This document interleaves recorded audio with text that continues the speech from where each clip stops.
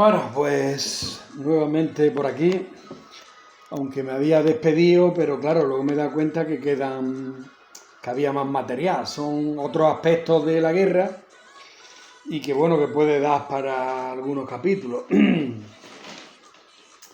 Entonces, pues bueno, y bueno, y algunas biografías, que al final, pues venga, sin más dilación, que luego se va el tiempo. Empezamos la guerra naval, o sea, la marina. ¿Qué pasó con la marina en ambos bandos? Pues bueno, las marinas de ambos bandos evitaron las grandes acciones de guerra por motivos políticos y estratégicos. Así, después de los combates por el control del estrecho de Gibraltar, ¿no? al principio del 36, las dos flotas no tuvieron encuentros decisivos en el mar y sus estrategias se movieron en contextos muy conservadores.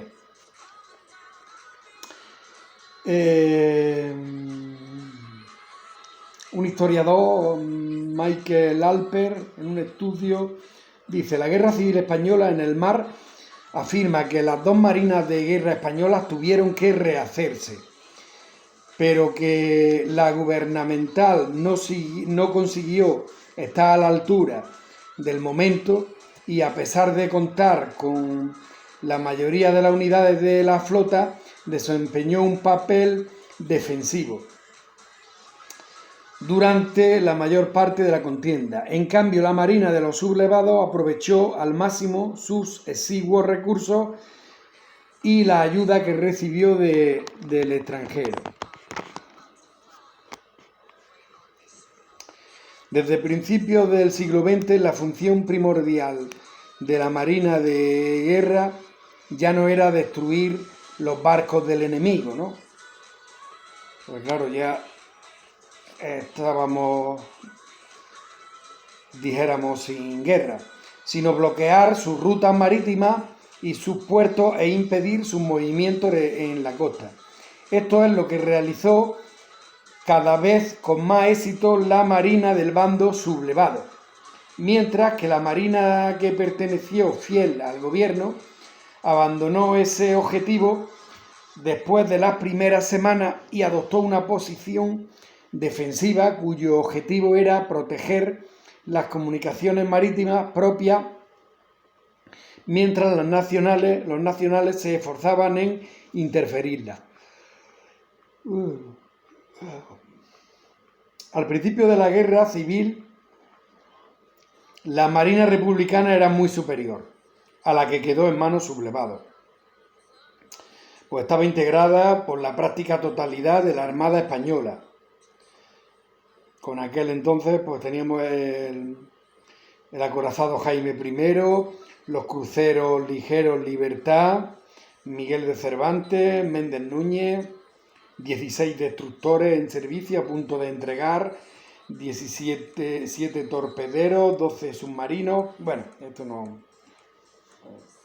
es relevante. Bueno, en julio del 36, cuando la marinería y los suboficiales se rebelaron para impedir que los barcos se sumaran a la sublevación, ya que la inmensa mayoría de la oficialidad eran partidarios al golpe. No, lo que dije, la flota y los suboficiales se hacen con los barcos, puesto que los oficiales sí eran partidarios. Entonces, ¿qué pasa? Que sí, el gobierno, la república, se queda con los barcos, pero son menos operativos, puesto que estos no saben manejarlos, por decirlo de alguna manera. Ni saben estrategias marítimas, ni, en fin. Y luego, pues claro, luego ya veremos. Claro, dice, en una fecha tan avanzada como en mayo del 38, un informe presentado al presidente Juan Negrín sobre la situación de la flota señalaba la ausencia de eficacia y de disciplina. Lo que yo iba a decir, ¿no? Que ahí todos pues querían mandar y, en fin.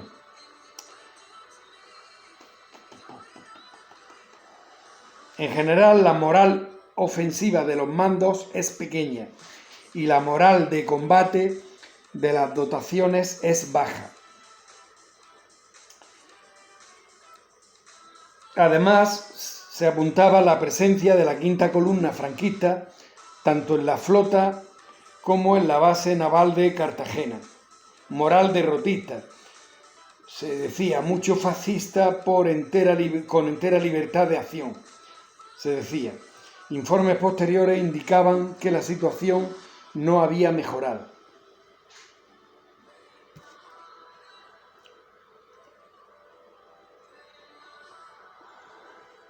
A diferencia de lo que ocurrió en el bando sublevado, que fue apoyado por la armada italiana y alemana, la República solo recibió de la URSS 4 lanchas torpederas de clase G5, además de unos pocos mandos y especialistas en submarinos, que según un informe confidencial presentado a Negrín, estos mandos eran considerados dentro de la flota como huéspedes molestos a los que había que soportar con amabilidad.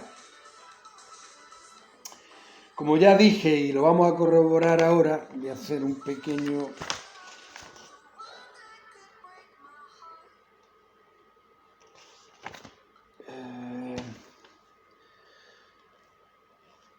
Bueno, quitando el hundimiento del Baleares a principios de marzo del 38, en la batalla del Cabo de Palos, la realidad era que la Marina Republicana se había centrado en el servicio de protección del tráfico mercante, ¿no?, en el mantenimiento de un canal suministrador de pertrechos de guerra y alimentos, ¿no?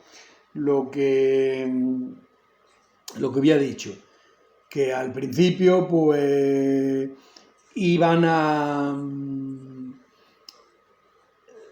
¿cómo se llama? A custodiar los buques rusos que traían la ayuda. Pero después estos mismos soviéticos, aunque eso lo vamos a ver mejor porque se ha encargado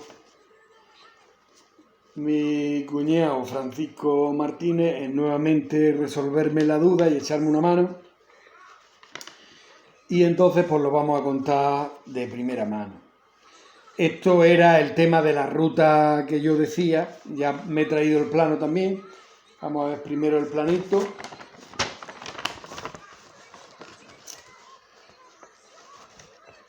Vamos a ver,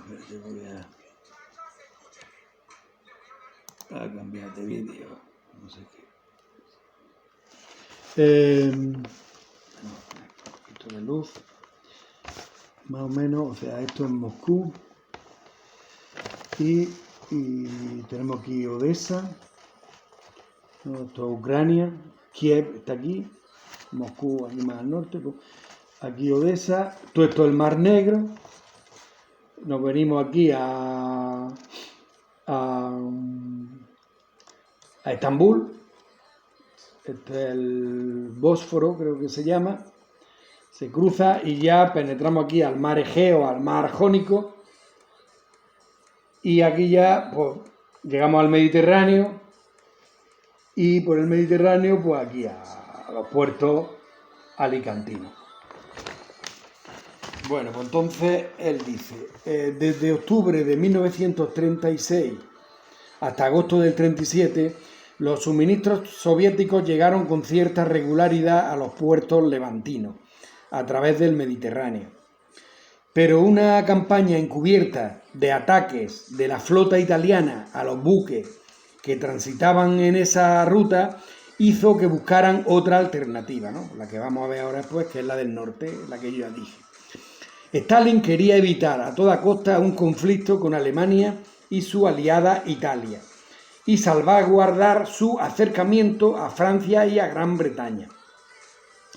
Todos ellos comprometidos sobre el papel al Pacto de No Intervención Extranjera, según las directrices del Comité de Londres, y que Alemania e Italia burlaron desde el principio con una ayuda al bando insurrecto mucho más eficaz cuantitativa y cualitativamente.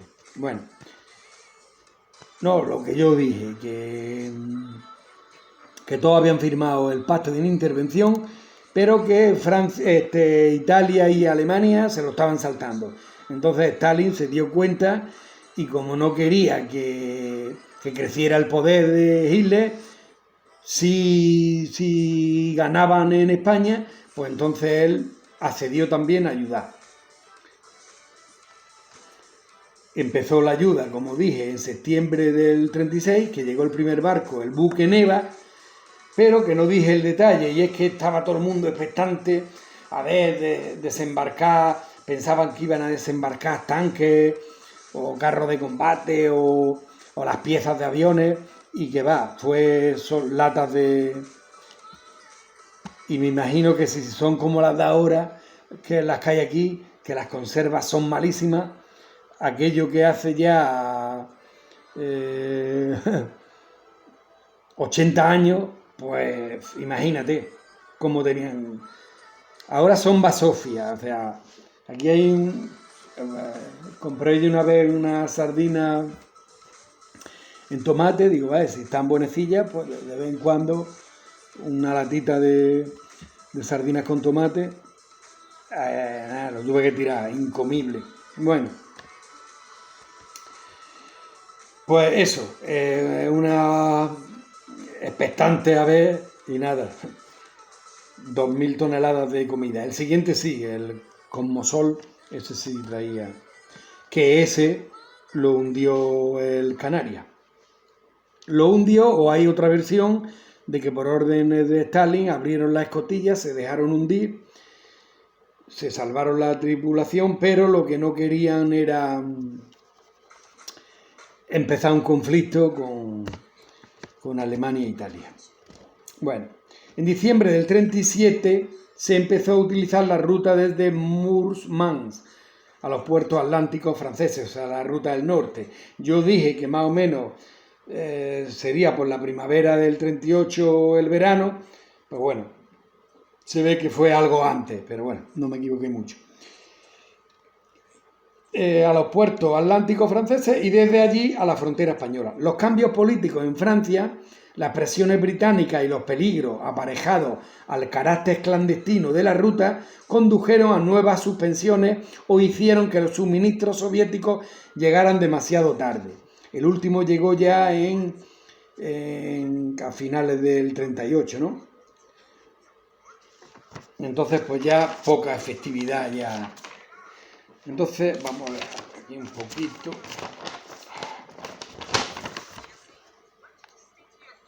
Vaya rollo de música que hay hoy, tío.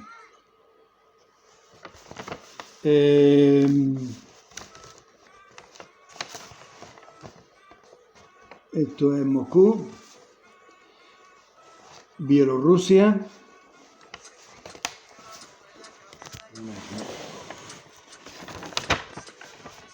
Vaya rollazo, tío, de música.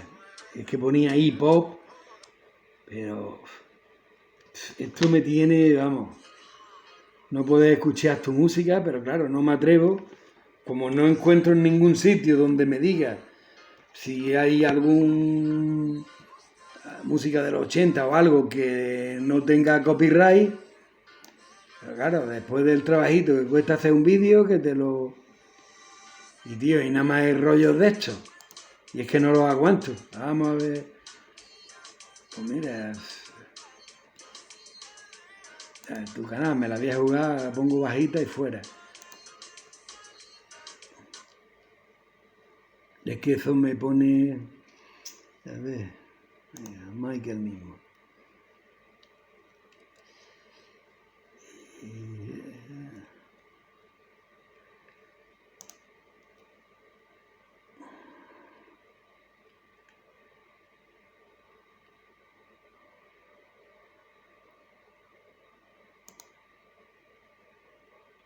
No, esto es suave, no creo que venga Mike Golfi a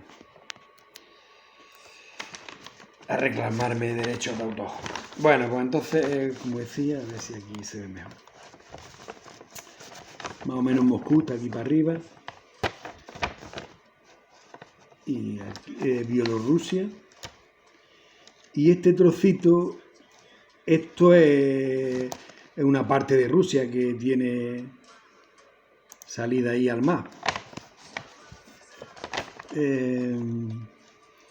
Aquí esto creo que para arriba es Lituania, que todavía no era república socialista, y esto Polonia. Bueno, quiere decir que, bueno, que salen aquí al mar Báltico, y por aquí llegan aquí al Canal de la Mancha, esta será la región de Normandía, y ya pues llegan aquí a los puertos franceses y de aquí pues a España, a Cataluña, ¿no? Aquí la frontera, pues bueno. Que bueno, que como ya digo, muchas veces pues estaba cerrada y entonces se quedaba todo eso por ahí. Entonces pues nada, esto poca efectividad.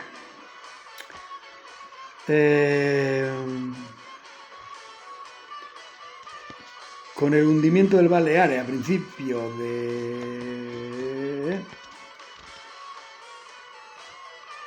de marzo del 38, en la batalla de Palos, del Cabo de Palos, como hemos dicho, la Marina Republicana se había centrado en el servicio de protección del tráfico mercante.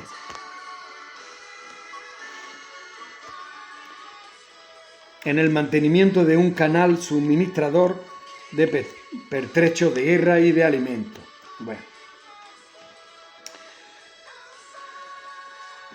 Pero ni siquiera esa función de escolta la desempeñó con pleno éxito, como se señalaba en un informe del Servicio Secreto Republicano, SIN, de enero del 39, en el que después de afirmar la notoria inferioridad de la Marina de Guerra Republicana respecto a la Marina de los Nacionales, se decía: lo cierto es que la Marina de Guerra facciosa se ha incrementado sin hostilización por nuestra parte, y que su marina mercante navega sin contratiempos por todos los mares, en tanto la nuestra, perseguida y prácticamente indefensa, es presa fácil de los facciosos.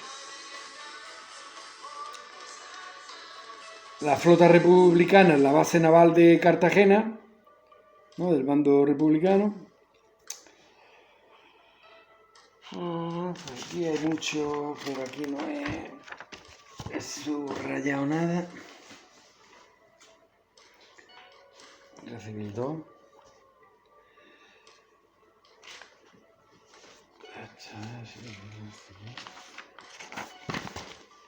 Ah, pues.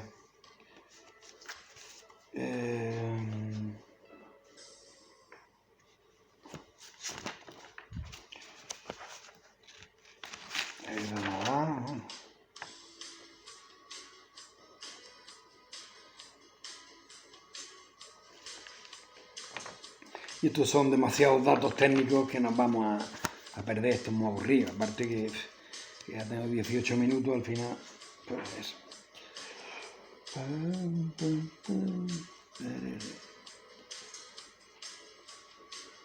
Vale, bueno, pues entonces, a ver, el bombardeo de Almería, que se había producido abiertamente exhibiendo el pabellón alemán, llegó a ser considerado como un posible motivo para que la República declarara la guerra a Alemania. Joder. Posición defendida por el coronel Rojo e Indalecio Prieto en busca de la generalización del conflicto a toda Europa. Pero finalmente se impuso la postura contraria de Negrín y Azaña. Ah, pues mira, este contexto no... Porque total, si ya nos estaban dando leña, se podría, si declaran la guerra a Alemania, invade España, hubiesen seguido igual Inglaterra y Francia, pero no sé, el contexto hubiese cambiado, ahí ya sí se les ve el plumero. Un informe del Servicio Secreto Republicano SIN de enero del 39 señalaba la desventaja de la Marina Republicana respecto a la Marina de Guerra franquista, que contaba con un total de cerca de 100 unidades, contando entre ellas un gran número de cruceros auxiliares perfectamente artillados.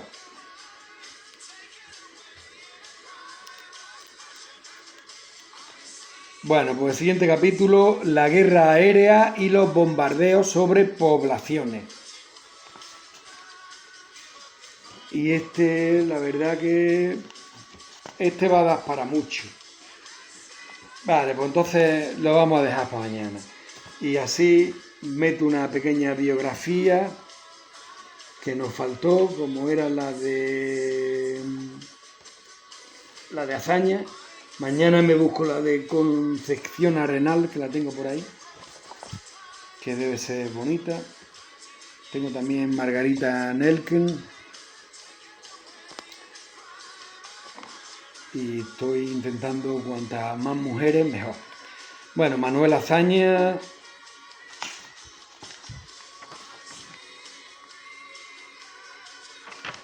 Aunque espérate que me parece que Manuel Azaña creo que la versión corta, es que la larga es prácticamente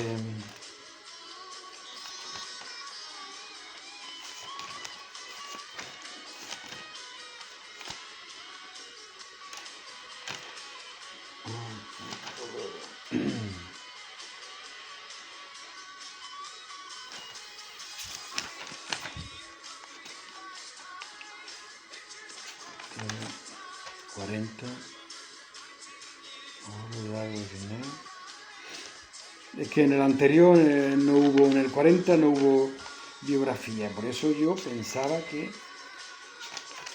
en el 39 pues no lo tengo.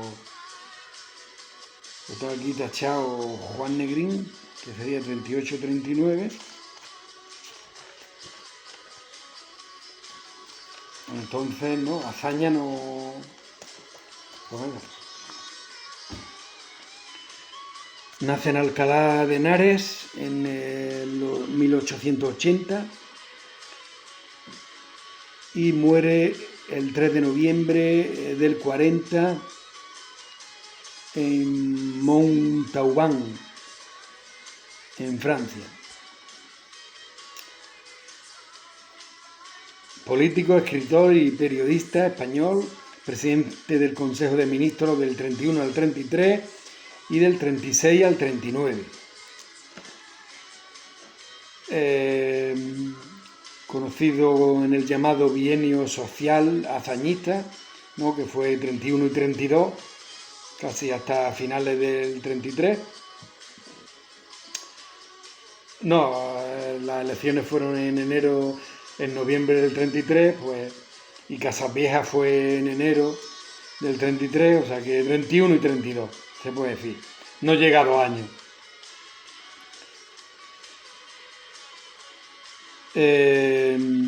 Era de familia liberal,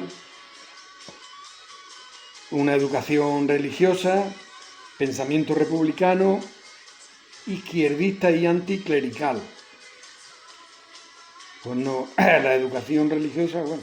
Tras licenciarse en Derecho, Azaña comienza a involucrarse en la vida cultural y política de la Restauración, abogado por mayores libertades económicas y derechos para los trabajadores, además de colaborar en el Ateneo de Madrid, del que sería presidente. Firme opositor a la generación del 98, es enmarcado como autor dentro de la generación del 14. Colabora con intelectuales como Ortega y Gasset en proyectos para reformar la vida política española y se une al Partido Reformista. Durante la Primera Guerra Mundial, Azaña hace gala de un sentimiento aliadófilo y trabaja como corresponsal de guerra en Francia e Italia.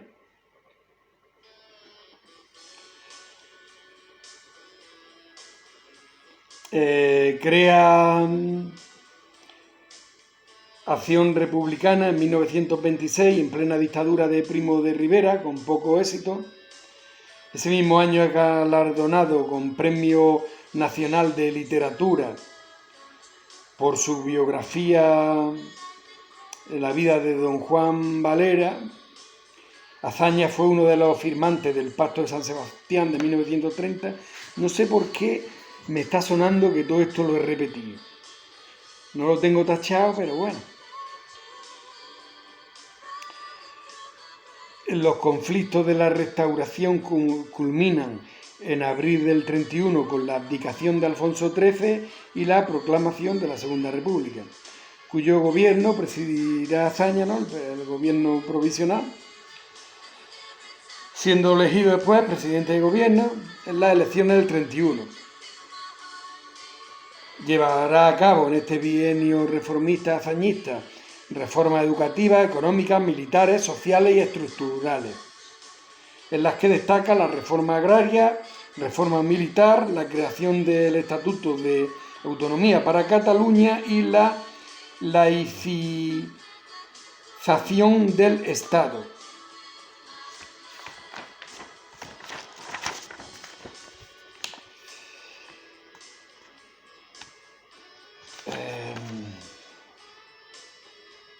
El controvertido carácter de su reforma, en conjunción con la Sanjurjada y los sucesos de Casas Viejas, llevaron a su dimisión en septiembre del 33, pese a ser arrestado tras la Revolución del 34, sin que pudiese ser acusado de ningún delito. Azaña vuelve a la vida política refundando el partido Izquierda Republicana, el cual formará parte del Frente Popular en las elecciones del 36. Estas devuelven a Azaña la presencia en el gobierno. Después es investido como presidente de la República, sustituyendo a Niceto Alcalá Zamora, que ya explicamos aquella jugada, con Santiago Casares Quiroga ya de jefe de gobierno. La violencia política y la polarización social dan lugar a una sublevación militar cuyo fracaso inicia la Guerra Civil Española. El papel de Azaña es reducido en el momento que empiezan ya a ser protagonistas pues las milicias anarquistas, los agentes soviéticos y en fin, y todo lo que hemos contado. Procuró la intervención franco-británica en el conflicto y una reconciliación nacional demandada en su discurso de paz, piedad y perdón, en el 38. Pero pocos casos ya se le hizo ya a esa altura. Una vez que el gobierno francés abrió paso a civiles y militares por la frontera, en enero y en febrero del 39, Azaña y su familia y sus colaboradores se dirigieron hacia ella el 4 de febrero. En enero, perdón. Negrín fue. El 4 de febrero fue Negrín. El 4 de febrero Negrín le comunicó personalmente que era decisión del gobierno que se refugiase en la Embajada de España, en París, hasta poder organizar su regreso a Madrid. Azaña ya, sin embargo, dejó claro que tras la guerra no había vuelta posible a España. El día 12 le presentó su renuncia al general Rojo, el 12 de febrero. El 18 Negrín le envió un telegrama instándole a que como presidente debía volver a España. Azaña, sin embargo, tenía claro que no iba a volver, como tenía claro que presentaría su dimisión en cuanto Francia y Reino Unido reconociesen al gobierno de Franco, cosa que ocurrió el 27 de febrero. Desde Francia, Azaña envió la carta de dimisión al presidente de las Cortes el 28 de febrero. El 31 de marzo, en una reunión de la Diputación Permanente del Congreso de los Diputados en París, Negrín criticó duramente la decisión de Azaña de no volver a España, incluso calificándolo casi de traidor. Palabras que al menos fueron respaldadas por Dolores Ibargüi. Falleció exiliado en Montalbán, en Montauban, en 1940. Sus obras más conocidas son El jardín de los frailesis, El diálogo, La velada en Benicarló,